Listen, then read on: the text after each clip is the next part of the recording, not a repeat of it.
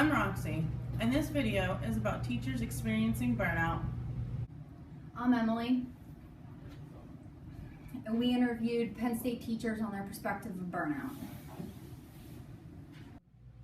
Hi, I'm Morgan. The teachers we interviewed is Dr. Jallow, an IST teacher, and also Mrs. Debra Majetic, Program Director for the Radiological Sciences Program. What is your perspective on burnout? It depends. Burnouts are challenging. We do a lot of things as a teacher. Sometimes people think we only come to school and teach maybe one class, which is going to be maybe 50 minutes or 75 minutes, depending on the time, and then you go away. But that's not it. We do a lot of things that burns us out. You know what I mean? Yeah. As far as burnout goes, there was a point where I was going to leave the field and get into another human resources is what I was going to do. But my love for students and teaching kept me going. Burnout in this career is all of the other stuff that I have to do.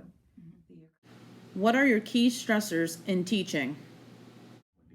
So one of my stresses, one of the things that really stresses me is when you really get somebody in class who is probably not ready to do things. You know what I mean? He's not really cooperative with you. Not having enough time. I mean, I think I am a pretty good time manager, but I don't think I have enough time to finish everything that I need to do. When teaching a class, what is the hardest part in managing the classroom? One of the things that really makes it very hard to manage the class is when you have some of the students who are kind of unruly, you know what I mean? I don't want to say rude, but unruly. They don't want to cooperate with you.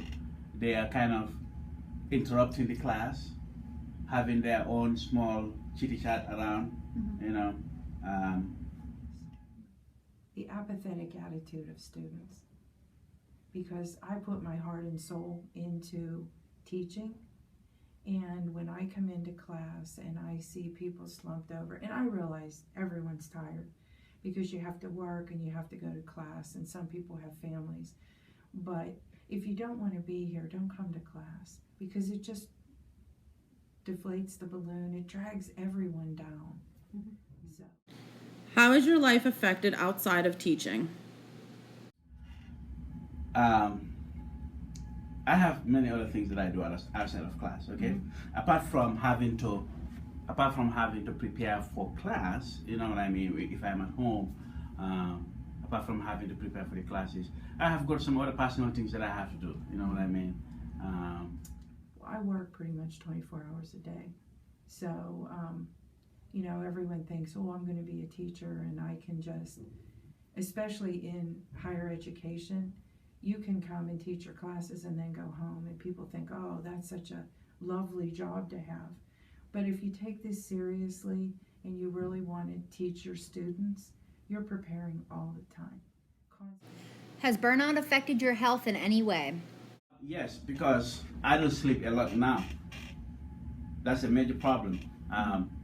I want to sleep, and I cannot just sleep, especially at night. It's very stressful. It's very stressful. So, yeah, I would say yes. Have you experienced any physical pain?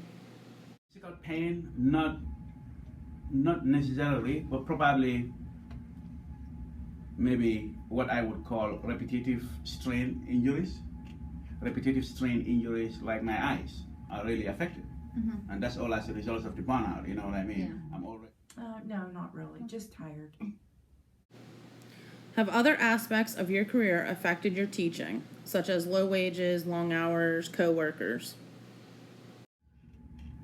Well, I think the physical environment where I work is okay. It's good. It can still be better because there is always room for improvement. But I wouldn't associate maybe my environment with with the burnout. But maybe, as I was saying before, some of the other professional things that I do outside of my teaching do contribute to the burnout. The accreditation, there are so many rules and regulations that I have to make sure that, you know, our accrediting body is the Joint Review Committee on Education and Radiologic Technology, and they are evolving just like every, you know, in the hospital it's the Joint Commission, and when the Joint Commission is coming in, everybody's running around like a chicken with their head cut off. Yeah. So, you know, the assessment is a huge part of keeping up with the accreditation. So, What is the best part of your job? The best part of my job is really getting in the class and teaching, because I see it really as fun. I really see that as fun. When I'm in the class, I see different people, you know what I mean? Different backgrounds, different way of life, different expectations, you know, different characters. I enjoy that. I enjoy that personal interaction with my students because it's fun. working with you guys. Yeah, you're pains in the butt. But yes, that is the best part of this job. If I could get rid of all of the other stuff, my life would be wonderful. What do you do to keep yourself motivated? Oh, I keep speaking to my mom on the phone. Yeah, I keep speaking to her on the phone. That's great. Yeah, because whenever I'm speaking with her on the phone, she's, you know, I'm still that little baby, you know what I mean? So she's like talking to me like that 1-year-old boy, you know what I mean? And she keeps asking me, did you eat? You know what I mean? Do you have breakfast? Do you have lunch? Do you have dinner? If I'm like, no, what? Oh, no, you need to have breakfast. You need to have lunch, you know? So that is like a therapy to me, speaking to my mom. I love her so much. People sometimes outside of school who know me call me mommy's boy. Even though I have got like younger brothers and sisters and they feel jealous of me because, you know. So yeah, I speak to my parents, my mom and dad. Watch you guys.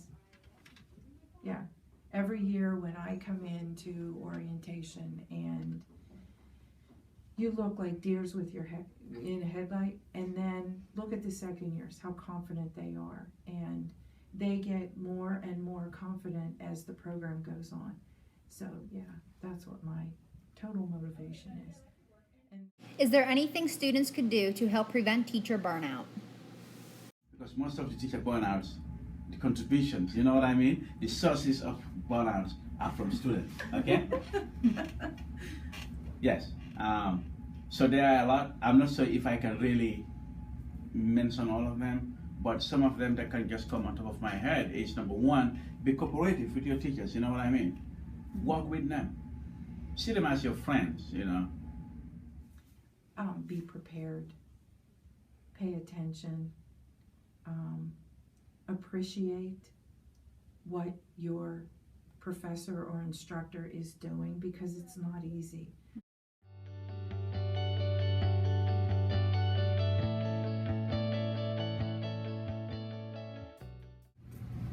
Hey Emily, I know you've been a little tired lately and off, so I thought I'd bring you a coffee, hoping it would help.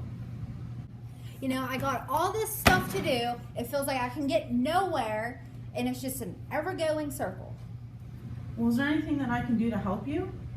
Well, I mean, you could try organizing this for me to help me out some. Yeah, sure, let me get a chair. Thank you so much. Not a problem, anytime. Maybe I can actually get somewhere now.